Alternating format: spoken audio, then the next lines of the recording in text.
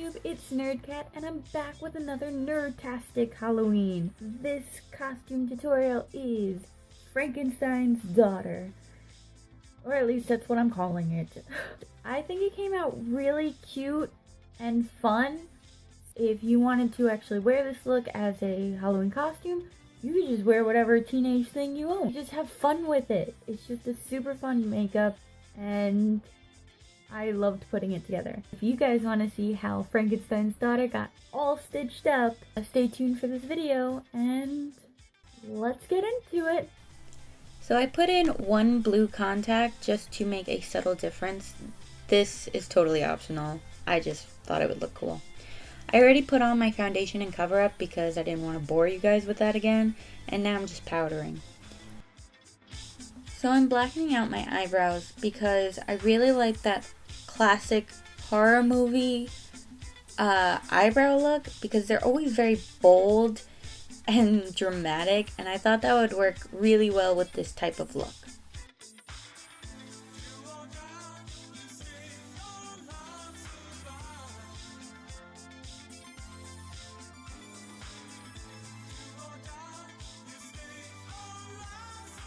Now for my eyes. I'm going in with a dark purple, some shimmery golds, and then a little bit of green. I wanted these colors because the gold for lightning, the green for Frankenstein's monster, and then the purple as this character's little rebel on the classic tropes. So first I'm starting with the gold on my brow ridge because I really liked it as a highlight, and I thought it really added a little something to the eyeshadow.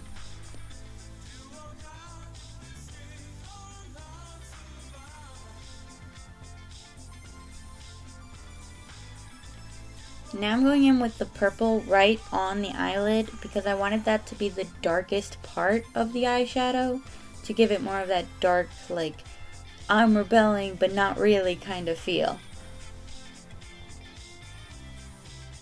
Then as I blend it out, I blend upwards on the outer corner just to add a little dimension to the eyeshadow. Then I'm going in with this green eyeshadow just on the crease and with a small wing at the end. I liked pulling in this dark green to bring in the patchwork that's going to happen in a little bit.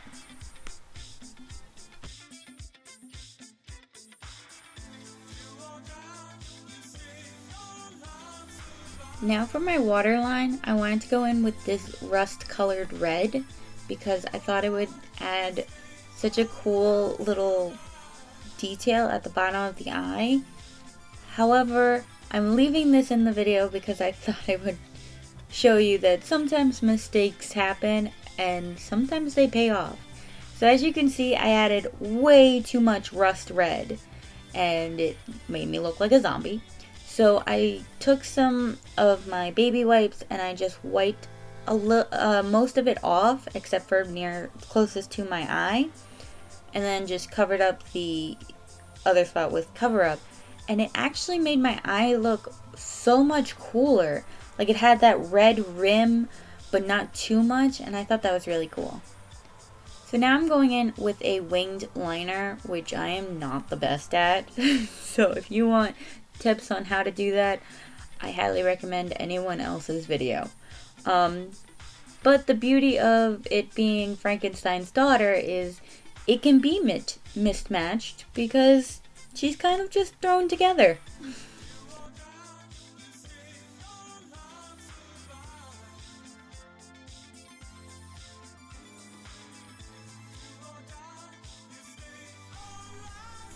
A little mascara never hurt anyone.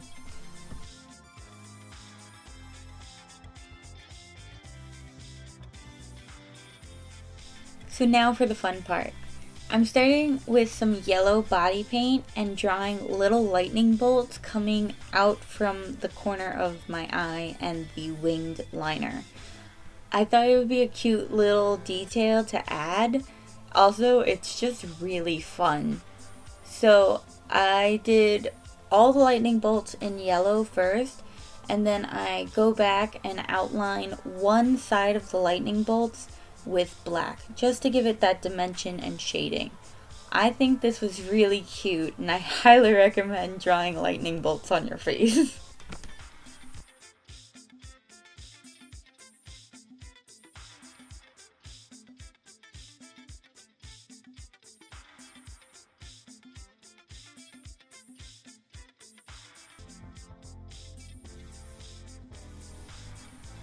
So here I am putting the detailing on the lightning bolts with a little bit of black body paint.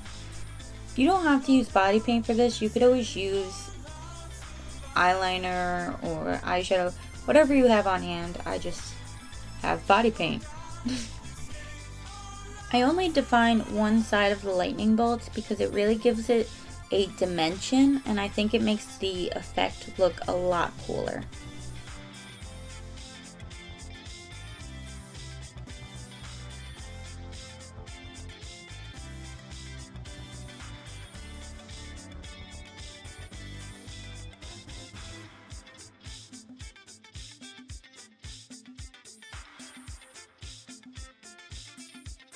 So now to add just a little bit of sparkle to the lightning bolts, I'm going in with a gold shimmer so that the lightning bolts themselves kind of spark in the light. Oh, the bad puns.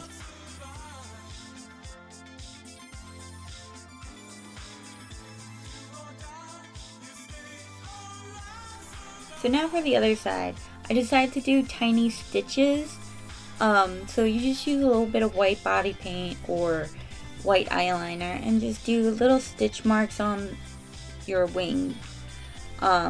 Maybe make the wing just a little longer so they look a little deeper.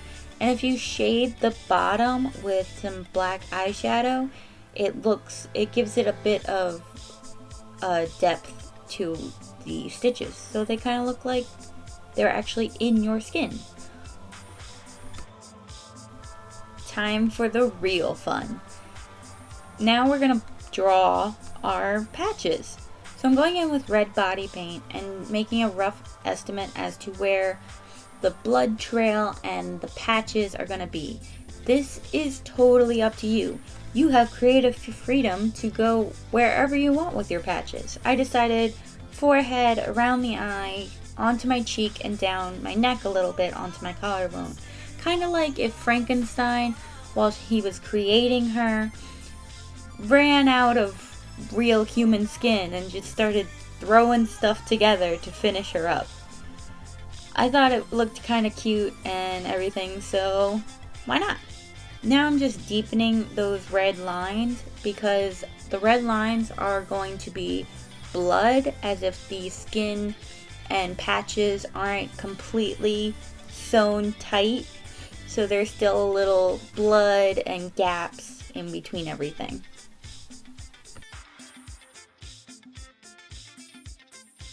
Now I'm going in with a darker shading red to add depth to certain areas of the blood.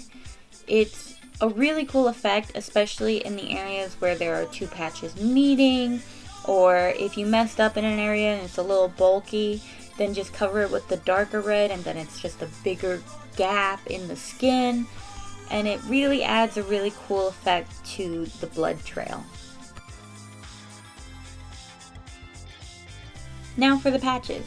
So I went in with a dark green body paint for some of the patches and then a lighter green body paint for the others.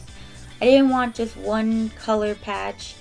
I wanted a little bit of variety, but I will admit I kind of wish I made the lighter green a little bit more, well, light. It's a little too close to the dark green, so I would maybe add a little more white to it, but you know, now I know for next time.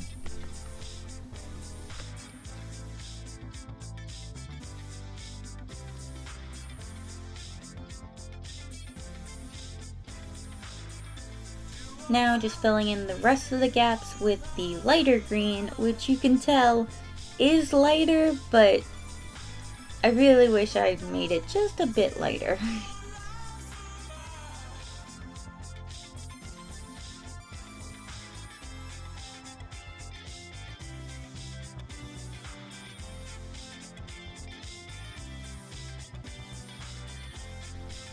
Now I'm going in with some dark green and light green eyeshadows.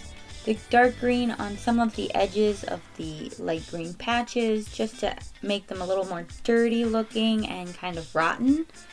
And then I go in with light green and some white for the darker patches. I wanted to kind of mute the darkness with the white, kind of to look like those patches were like really old, so they're kind of just graying a little bit.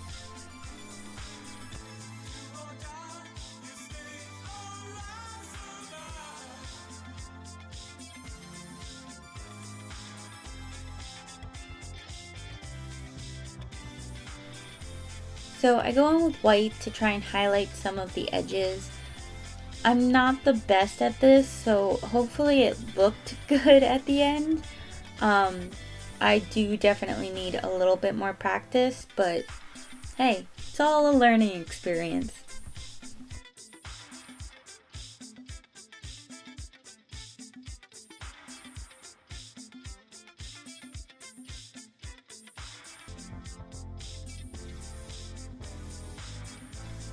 Now, it's stitches. This is the best part. With stitches, you get to do it wherever you want on your lines. But when you're doing stitches, especially on the face, make sure they're curved a little bit because stitches curve inwards. So while you're laying them out, make sure that they're curving, especially that they're curving in the right directions on your face because your face curves differently, so remember that.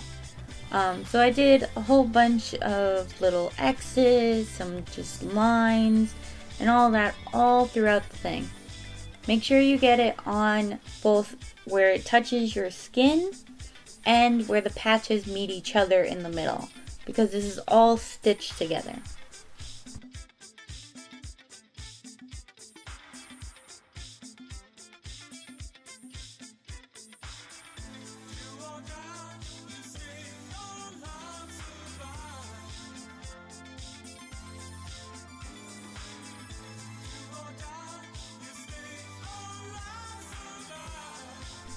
Now I'm going in with white to highlight the stitches.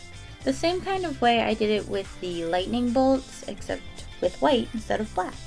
So you choose one side where the highlight is going to be and continue it throughout your stitches.